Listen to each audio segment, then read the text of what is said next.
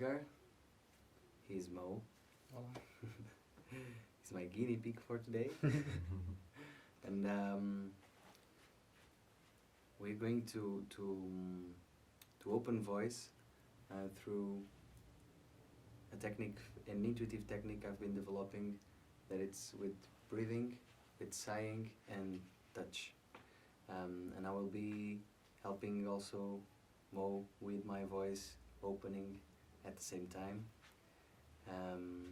So starting this, I'm going to use this little oil of lavender for good for relaxing, breathing.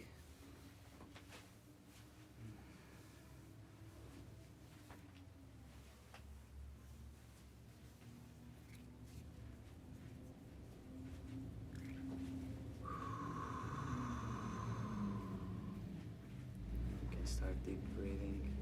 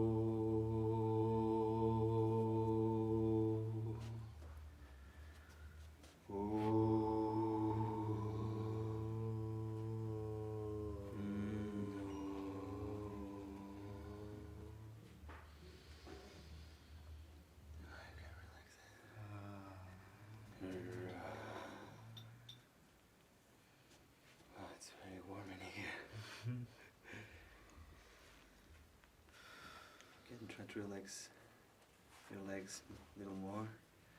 Yeah. How are you feeling, buddy? Really good. Really good? Yeah.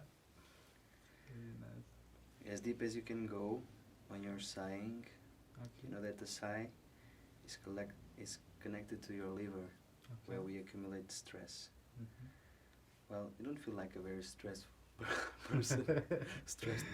Uh-huh. But if you want to enjoy this moment, to go a little deeper on your emotions and take out some more deeper sounds, you can open more.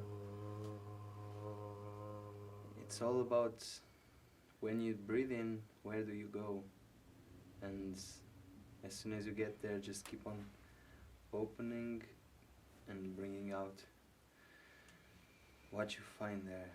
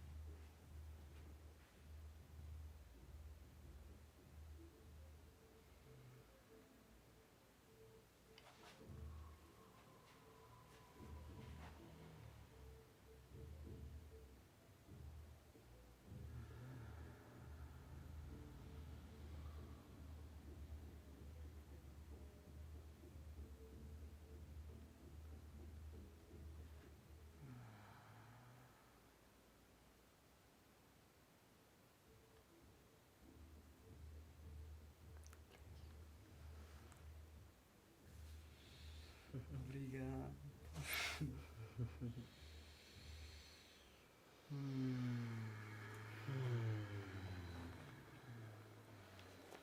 Take your time.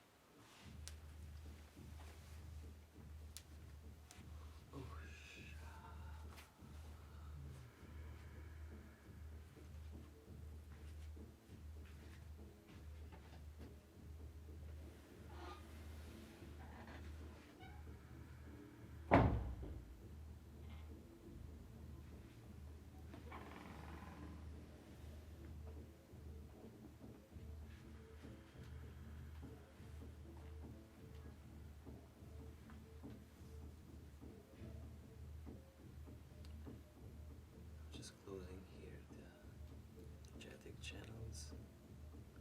Closing, I mean protecting, stabilizing.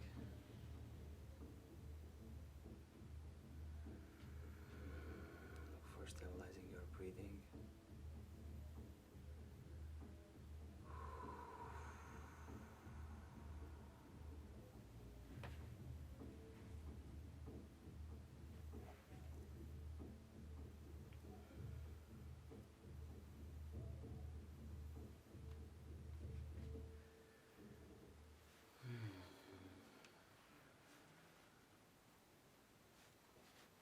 This is it.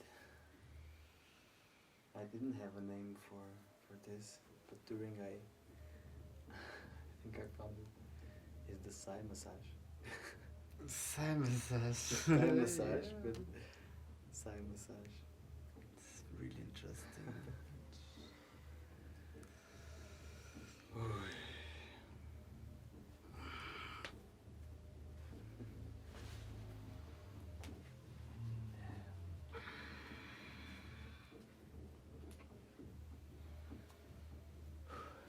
It was a little hard for me this time because it was really hot. Yeah. Should we open the window for a second? Maybe. Hi Edgar, and thank you for sharing this practice with us. That you were explaining, that you are also exploring and developing it. Do you want to tell us a bit more about this discovery and what we just saw here with Mo? Yes. Okay, so how can I...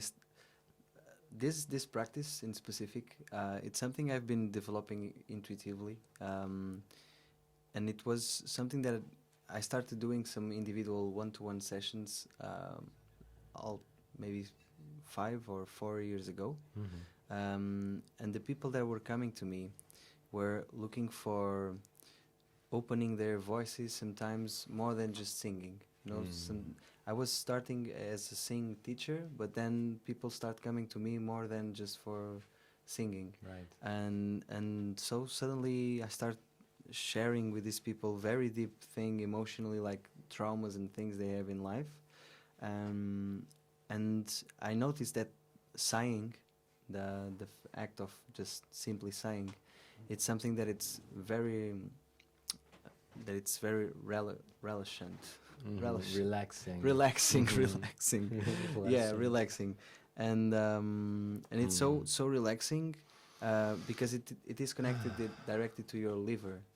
And it's something that you can feel empathy from another person when somebody is sighing. It's something that energetically it's kind of an invisible thing that it can provoke on you, even if it's somebody that you don't know, that suddenly just that you feel like it's like a reminder that maybe my liver is also needing to you know.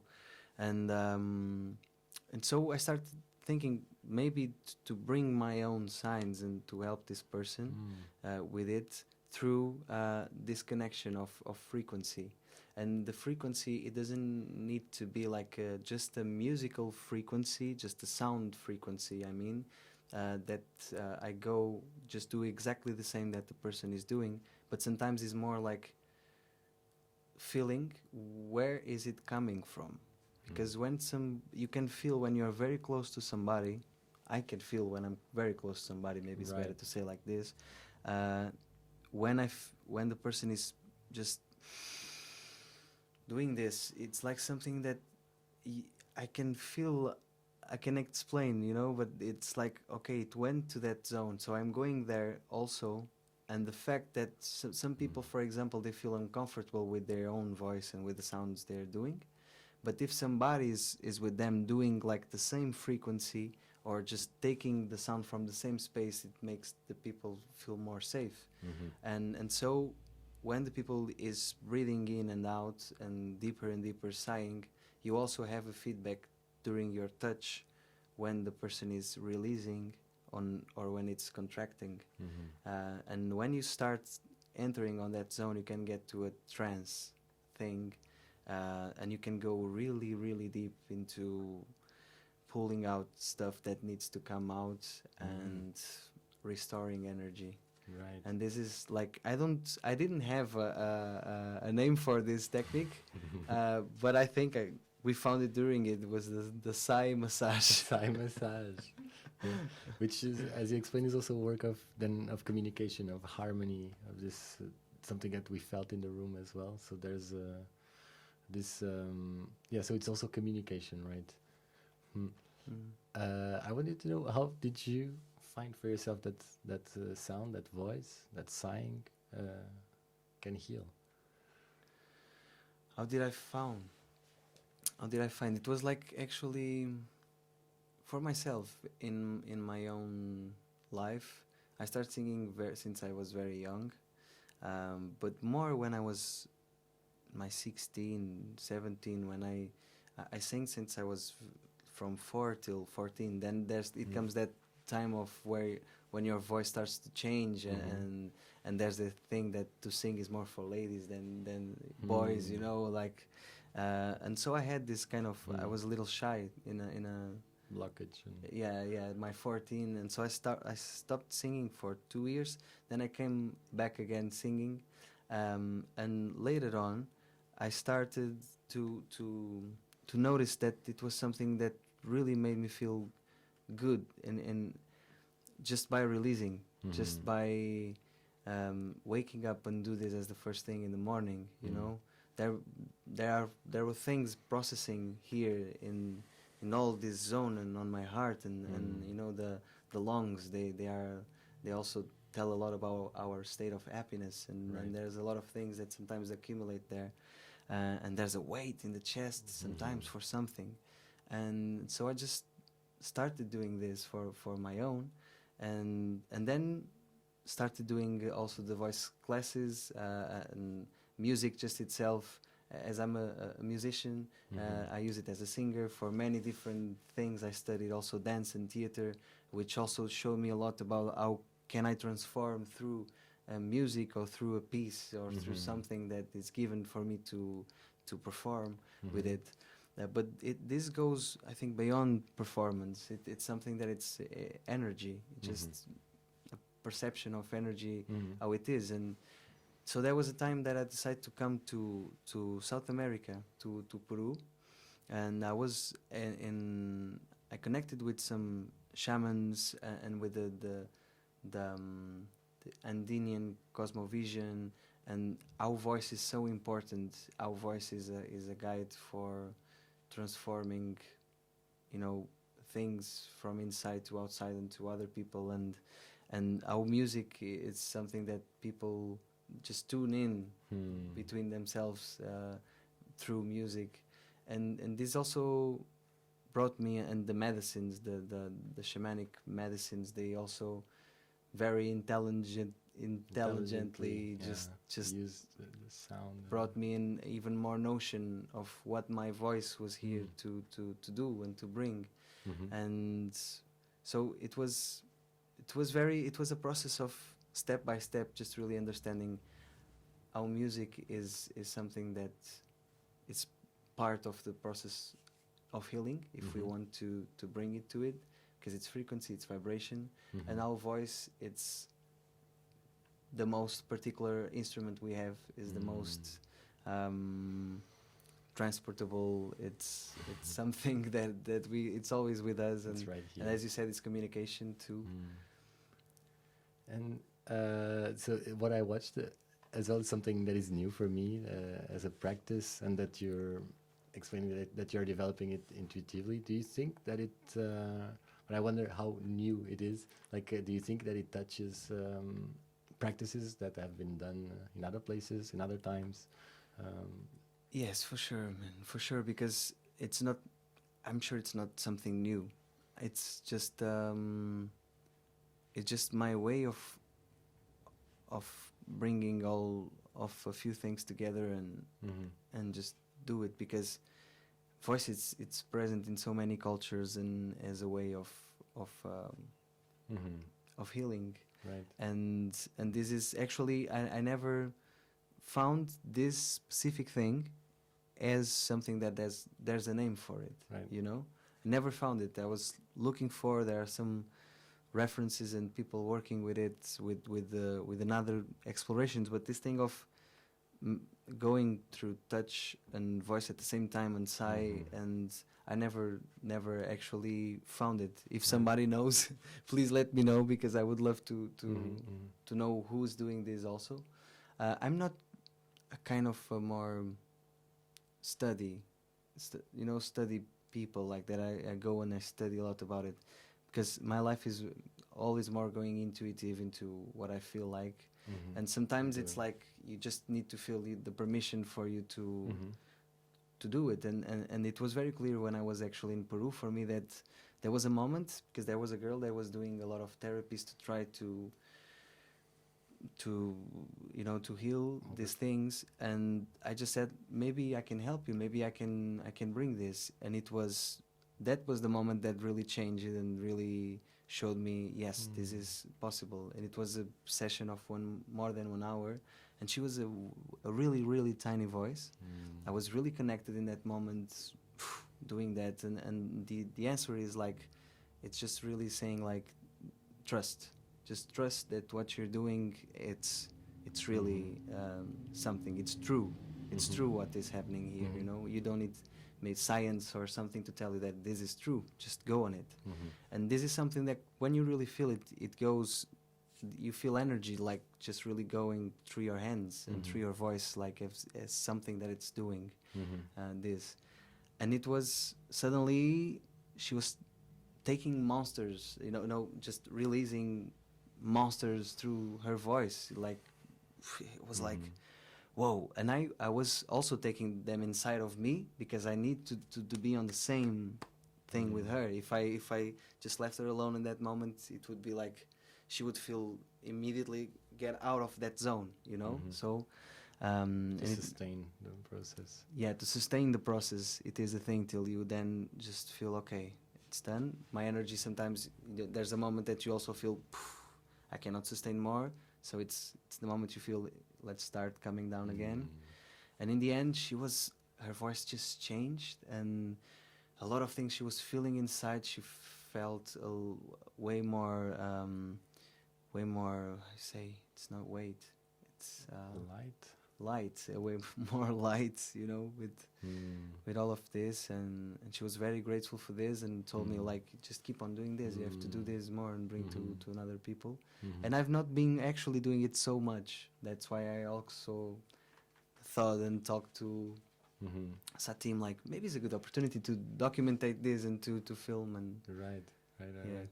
Yeah, when you talk about Peru, I also think my imagination comes to like the importance of music and sound in the rituals, in the traditions, but also like our saying of quem canta seus males espanta, that we are touching something that is very simple and that was always on us, and this experimenting for remembering also.